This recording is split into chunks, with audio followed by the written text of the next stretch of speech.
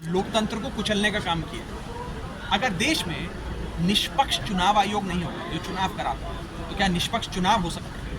अगर independent unbiased election commission नहीं होगा, तो क्या इंडिपेंडेंट अनबायस्ड इलेक्शन हो सकता है? ये सवालिया निशान खड़ा होगा। सुप्रीम कोर्ट ने एक फॉर्मूला दिया और कहा कि 3 मेंबर की समिति बनाई, प्रधानमंत्री, नेता प्रतिपक्ष और चीफ जस्टिस ऑफ इंडिया, और ये समिति तय करे कि कौन चुनाव आयोग में बैठेगा, उसका गठन कैसे होगा। आज सरकार ये बिल लाकर इस 3 मेंबरी समिति में से प्रधानमंत्री को नहीं छेड़ती, नेता प्रतिपक्ष को नहीं छेड़ती, लेकिन चीफ जस्टिस ऑफ इंडिया को बाहर का दरवाजा दिखाकर एक मनोनीत कैबिनेट मंत्री उसकी जगह बैठा देगा। यानी कि अब इस 3 मेंबरी समिति में हमेशा 2 वोट सरकार के पास होंगे, प्रधानमंत्री का और कैबिनेट मंत्री का। नेता प्रतिपक्ष चाहे साथ जाए या उनके खिलाफ जाए, तो 2-1 से हमेशा बहुमत सरकार के पास है।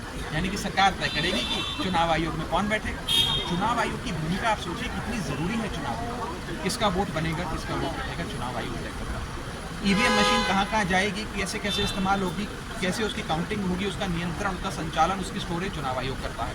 यहाँ तक कि कौन किस पार्टी सिंबल पे चुनाव लड़ेगा, चुनाव होगा कब, कितने चरण का होगा, सब चुनाव आयोग तय करता है। तो चुनाव आयोग की भूमिका भारतीय लोकतंत्र में बहुत ज़्यादा है, बहुत महत्वपूर्ण है। इसीलिए अगर उसके इंडिपेंडेंस से खिलवाड़ होगा तो चुनावों से खिलवाड़ करने के बराबर है। इसीलिए मैं कहना चाहूँगा कि हम सब आपस में मिलकर सलाह करेंगे, कानूनी राय भी लेंगे, और अगर कानूनी राय सबकी ये बनती है तो इस कानून को सुप्रीम कोर्ट में चुनौती भी देंगे। आपको ये जानना ज़रूरी है कि इसी साल दूसरा बिल सरकार लाई है सुप्रीम कोर्ट के फैसले को पलटने के लिए।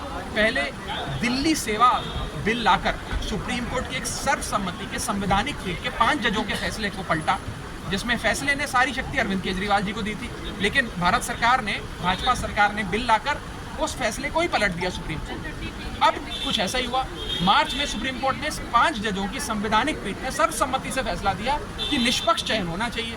उस फैसले को पलट दिया इस बिल के माध्यम से, और सारा चुनाव आयोग के चयन की शक्ति सरकार ने अपने नियंत्रण में ली। तो मेरा ये मानना है कि दोनों बिलों को चुनौती दी जाए। एक दिल्ली सेवा बिल को तो हमने चुनौती दे दी, इस बिल को भी चुनौती देनी चाहिए, और दोनों का हर्ष यही होगा कि सुप्रीम कोर्ट उन दोनों कानूनों को गैर संवैधानिक करार दे।